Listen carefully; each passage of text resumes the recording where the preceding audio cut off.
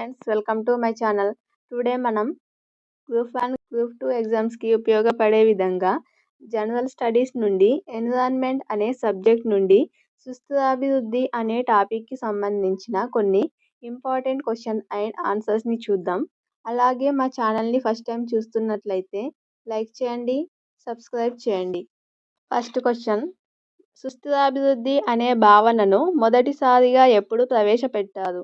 Option 1 1983, 2 1987, 3 1988, 4 1999. Answer 1983. అలాగే next question: UNO ఆధ్వర్యంలో మొదటిసారిగా world commission on environment and development సదస్సు ఎప్పుడు నిర్వహించారు? 1 1983, 2 1987, 3 1988, 4 1999. ఆన్సర్ 1983లో. అలాగే నెక్స్ట్ క్వశ్చన్: బ్రంట్ల్యాండ్ కమిషన్ కింది వాటిలో దేనికి సంబంధించింది? 1 నిరంతర అభివృద్ధి, 2 అభివృద్ధి, 3 సుస్థిరాభివృద్ధి, 4 అస్థిర అభివృద్ధి. ఆన్సర్ సుస్థిరాభివృద్ధి. అలాగే ఫోర్త్ క్వశ్చన్: సుస్థిరాభివృద్ధి అనే భావనను ఎప్పుడు ఆమోదించారు? 1 1983, 2 1987, 3 1988, 4 1999. ఆన్సర్ 1987లో. అలాగే ఫిఫ్త్ క్వశ్చన్: సుస్థిరాభివృద్ధి అనే భావన అమల్లోకి వచ్చిన సంవత్సరం? 1983, 1987, 1988, 1999. ఆన్సర్ 1988. నెక్స్ట్ క్వశ్చన్: సుస్థిరాభివృద్ధికి సంబంధించి ఇచ్చిన ప్రవచనాలను పరిశీలించి సరైన వాటిని గుర్తించండి. ఏ. ప్రస్తుత అవసరాలను తీర్చుకునే విధంగా వనరులను వినియోగించుకోవడం ద్వారా సాధించే అభివృద్ధి. బి. భవిష్యత్తు తరాల అవసరాలను తీర్చే విధంగా వనరులను వినియోగించుకోవడం ద్వారా సాధించే అభివృద్ధి. సి. ప్రస్తుత తరాల అవసరాలను, వనరులను ఏ రేటులో వినియోగించుకుంటామో అదే రేటులో వాటిని పునరుత్పత్తి చెందించడం ద్వారా భవిష్యత్తు తరాలకు కూడా వనరులు అందుబాటులో ఉండే విధంగా సాధించే అభివృద్ధి. ఆన్సర్ ఆప్షన్ 3 సి మాత్రమే. సుస్థిరాభివృద్ధి అంటే డెఫినేషన్: ప్రస్తుత తరాల అవసరాలను, వనరులను ఏ రేటులో వినియోగించుకుంటామో అదే రేటులో వాటిని పునరుత్పత్తి చెందించడం ద్వారా భవిష్యత్తు తరాలకు కూడా వనరులు అందుబాటులో ఉండే విధంగా సాధించే అభివృద్ధినే సుస్థిరాభివృద్ధి అంటాము. అలాగే నెక్స్ట్ క్వశ్చన్: సుస్థిరాభివృద్ధికి సంబంధించి కింది ప్రవచనాలను పరిశీలించి సరైనవి గుర్తించండి. ఏ. వనరులను ఉత్పాదక శక్తికి మించి వినియోగించరాదు. బి. పునరుత్పత్తి చెందని ఇంధన వనరుల స్థానంలో పునరుత్పత్తి చెందే కాలుష్యరహితమైన వనరులను వినియోగించాలి. సి. పర్యావరణం విలీనం చేసుకోగలిగిన సామర్థ్యం కంటే ఎక్కువ పరిమాణంలో కాలుష్య పదార్థాలను పర్యావరణంలోకి విడుదల చేయకూడదు. డి. అభివృద్ధి అనేది ప్రపంచంలో అన్ని దేశాల్లో అన్ని వర్గాల ప్రజలకు కనీస అవసరాలను తీర్చేలా ఉండాలి. ఆన్సర్ ఏబిసిడి అన్నీ సరైనవే. అలాగే నెక్స్ట్ క్వశ్చన్: సుస్థిరాభివృద్ధి ప్రాధాన్యతను యుఎన్ఓ ఆధ్వర్యంలో జరిగిన ఏ సమావేశంలో సూచించారు? ఆప్షన్ 1 2007 బాలి సమావేశం, ఆప్షన్ 2 1997 క్యోటో ప్రోటోకాల్ సమావేశం, ఆప్షన్ 3 2002 జోహెన్నస్బర్గ్ సమావేశం, ఆప్షన్ 4 2009 కోపెన్హేగన్ సమావేశం. ఆన్సర్ 2002 జోహెన్నస్బర్గ్ సమావేశంలో సుస్థిరాభివృద్ధి ప్రాధాన్యతను యుఎన్ఓ ఆధ్వర్యంలో సూచించారు. అలాగే నెక్స్ట్: కింది వాటిలో ఎజెండా 2030గా దేన్ని పిలుస్తారు? 1 సహస్రాభివృద్ధి లక్ష్యాలు, 2 సుస్థిరాభివృద్ధి లక్ష్యాలు, 3 COP16 సమావేశం, 4 COP17 సమావేశం. ఆన్సర్ ఆప్షన్ 2 సుస్థిరాభివృద్ధి లక్ష్యాలు. సుస్థిరాభివృద్ధి లక్ష్యాలను ఎజెండా 2030గా పిలుస్తారు. అలాగే నెక్స్ట్ క్వశ్చన్, కింది వాటిలో సుస్థిరాభివృద్ధిని పెంపొందించని అభివృద్ధి కార్యక్రమం ఏది? సేంద్రియ వ్యవసాయం, 2 వాటర్ షెడ్ నిర్వహణ, 3 పునరుత్పత్తి చెందే ఇంధన వనరుల వాడకం, 4 రసాయన ఎరువుల వాడకం. ఆన్సర్ రసాయన ఎరువుల వాడకం, ఆప్షన్ 4. అలాగే నెక్స్ట్ క్వశ్చన్, భారతదేశంలో వ్యవసాయ విధానాన్ని మొదటిసారిగా ప్రవేశపెట్టిన రాష్ట్రం ఏది? 1 అస్సాం, 2 సిక్కిం, 3 మణిపూర్, 4 నాగాలాండ్. ఆన్సర్ మణిపూర్. అలాగే 12th క్వశ్చన్, సేంద్రియ వ్యవసాయ విధాన పితామహుడు? 1 Norman Borlaug, 2 Michael Stephens, 3 sir Albert Wood, 4 William Gande. Answer sir Albert Wood. Next question, దేశంలో సేంద్రియ వ్యవసాయాన్ని ప్రోత్సహించే national centre for organic farming NCOF పరిశోధన కార్యాలయం ఎక్కడుంది? 1 Ghaziabad, 2 Gorakhpur, 3 Gurgaon, 4 Hisar. Answer Ghaziabad.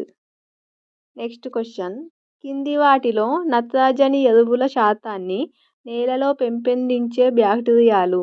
1 rhizobium, 2 Azotobacter, 3 Clostridium, 4 పైవన్నీ. ఆన్సర్ పైవన్నీ. నెక్స్ట్ 15th క్వశ్చన్, జీవక్రిమి సంహారకాలకు సంబంధించి కింది ప్రవచనాలను పరిశీలించి సరైనవి గుర్తించండి. ఏ పర్యావరణ కాలుష్యాన్ని కలిగించవు, బి బయోమాగ్నిఫికేషన్ సమస్యలు ఉండవు, సి మృత్తికల్లోని ఉపయోగకరమైన వానపాములు ఇతర సూక్ష్మజీవులు చనిపోతాయి, డి ఇవి త్వరితంగా జీవవిచ్ఛిన్నం చెంది పంట మొక్కల పరిరక్షణకు అందుబాటులోకి వస్తాయి, ఈ రైతుకు వీటి వాడకం తక్కువ ఖర్చుతో కూడుకున్నది. ఆన్సర్ ఆప్షన్ 2 ABDE మాత్రమే సరైనవి. నెక్స్ట్, జీవ ఎరువులకు సంబంధించి కింది ప్రవచనాలను పరిశీలించి సరైనవి గుర్తించండి. ఏ నేల నీటి కాలుష్యాలు నియంత్రణలో ఉంటాయి, బి బ్యూటిఫికేషన్ బయోమాగ్నిఫికేషన్ సమస్యలు ఉండవు, సి ఇవి రైతుకు లాభాన్ని చేకూర్చే ఎరువులు, డి నేల సారవంతతను పెంపొందించి సూక్ష్మజీవుల పరిరక్షణకు దోహదపడతాయి, ఈ దీర్ఘకాలికంగా జీవ ఎరువులను ఉపయోగించడం వల్ల సుస్థిర వ్యవసాయం సాధ్యమవుతుంది. ఆన్సర్ ABCDE అన్నీ సరైనవే. అలాగే నెక్స్ట్ క్వశ్చన్, ఆహార పదార్థాల నిల్వకు వాడే క్యాన్లకు జింక్ కాకుండా టిన్తో ఎందుకు పూత పూస్తారు? 1 జింక్ టిన్ కంటే ఖరీదైంది, 2 టిన్ కంటే జింక్ ద్రవీభవన స్థానం ఎక్కువ, 3 టిన్ కంటే జింక్ ఎక్కువగా ప్రతిచర్యను చూపుతుంది, 4 జింక్ కంటే టిన్ ఎక్కువగా ప్రతిచర్యను చూపుతుంది. ఆన్సర్ ఆప్షన్ 3 టిన్ కంటే జింక్ ఎక్కువగా ప్రతిచర్యను చూపుతుంది. అలాగే నెక్స్ట్, కాంటూర్ బండింగ్ విధానం దేని సంరక్షణ ప్రక్రియ? 1 వేగంగా వీచే పవనాల ప్రభావానికి లోనయ్యే ఎడారి సరిహద్దు ప్రాంతాలు, 2 ప్రవాహాలకు దగ్గరలో వరద ప్రభావానికి లోనయ్యే సమతల మైదాన ప్రాంతాలు, 3 గడ్డి మొక్కలు పెరిగే చిట్టడవి ప్రాంతాలు, 4 ఏదీ కాదు. ఆన్సర్ ఆప్షన్ 2 ప్రవాహాలకు దగ్గరలో వరద ప్రభావానికి లోనయ్యే సమతల మైదాన ప్రాంతాలు. ఇటీవల ఆయిల్ జఫర్ వార్తల్లో ప్రసిద్ధికెక్కింది, కారణం ఏమిటి? 1 చమురుతెట్టు నురుగను విక్షాళనం చెందించే పర్యావరణ హిత సాంకేతిక పరిరక్షణ విధానం, 2 సముద్రాల్లో చమురు నిల్వలను గుర్తించే నవీన సాంకేతిక పరిజ్ఞానం, 3 ఇది జన్యు సాంకేతిక పరిజ్ఞానం ద్వారా మొక్కజొన్న నుంచి తయారు చేసిన జీవ ఇంధనం, 4 చమురు బావుల్లో ఆకస్మికంగా చెలరేగే మంటలను ఆర్పడానికి అభివృద్ధి పరిచిన నూతన సాంకేతిక విధానం. Answer option 1. కింది ప్రవచనాల్లో సరైన వాటిని గుర్తించండి. ఏ. ప్రకృతి వైపరీత్యాలు, శీతోష్ణ స్థితిలో కలిగే మార్పులు సుస్థిరాభివృద్ధికి గొడ్డలిపెట్టు లాంటివి. బి. శీతోష్ణ స్థితిలో మార్పులు వ్యవసాయోత్పత్తి దిగుబడుల్లో వ్యవసాయ రంగంపై ఆధారపడి జీవనాధారాన్ని గడిపే సమాజంపై, ఆహార భద్రతపై తీవ్ర ప్రభావాన్ని చూపుతాయి. ఆన్సర్ ఆప్షన్ 3 ఏబి సరైనవి. అలాగే నెక్స్ట్ బయో ఇథనాల్కు సంబంధించి సరైన వాటిని గుర్తించండి. ఏ. దీన్ని చెరుకు లేదా మొక్కజొన్న మొలాసిస్ నుంచి తయారు చేస్తారు. బి. దీని నుంచి తయారు చేసే ఇథనాల్ను పెట్రోల్తో కలిపి ప్రత్యామ్నాయ ఇంధనంగా ఉపయోగిస్తారు. సి. దీన్నే గ్యాసోహాల్ అని కూడా పిలుస్తారు. ఆన్సర్ ఏబిసి అన్నీ సరైనవే. నెక్స్ట్ క్వశ్చన్ బయోగ్యాస్కు సంబంధించి సరైన వాటిని గుర్తించండి. ఏ. దీన్ని పశువుల పేడ, ఇతర వృక్ష సంబంధిత వ్యర్థ పదార్థాలతో తయారు చేస్తారు. బి. బయోగ్యాస్లో 60% మీథేన్, 40% కార్బన్ డయాక్సైడ్లు ఉంటాయి. C.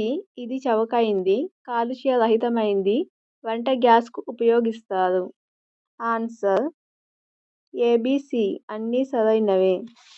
25th question vermi compost అంటే ఒకటి నిరేంద్రియ ఎరువు, విష పదార్థం, సేంద్రియ జీవ ఎరువు, కృత్రిమ ఎరువు. ఆన్సర్ సేంద్రియ జీవ ఎరువు. అలాగే నెక్స్ట్ క్వశ్చన్ బయోడీజిల్కు సంబంధించి సరైన వాటిని గుర్తించండి. ఏ. జంతువుల కొవ్వు, వెజిటేబుల్ ఆయిల్, మొక్కల భాగాల నుంచి తీసిన ముడి నూనెలను ట్రాన్స్ ఎస్టరిఫికేషన్ చర్య ద్వారా బయోడీజిల్ను తయారు చేస్తారు. బి.